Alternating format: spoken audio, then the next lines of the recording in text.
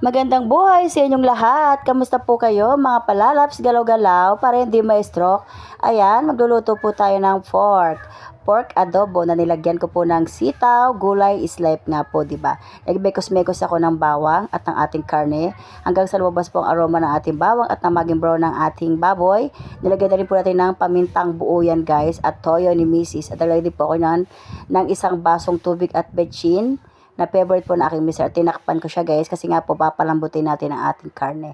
At yan, hinabol ko po ang ating nag-iisang itlog na lang po sa ating freezer. At dagdag po ako dyan ng tubig kasi nga po medyo matigas pa po ang ating karne. Sa halip na suka ang ating ilalagay, kalamansi na lang po ang aking nilagay na pampaasim dyan kasi nga po marami po kaming kalamansi dito sa bahay at nilagay ko na rin po ang ating sitaw. Hindi na po natin papatagalin ang pagluluto sa ating gulay kasi masarap po sa gulay ang malutong-lutong at half cook lang yan guys. Ayan, okay na po ang ating adobong baboy.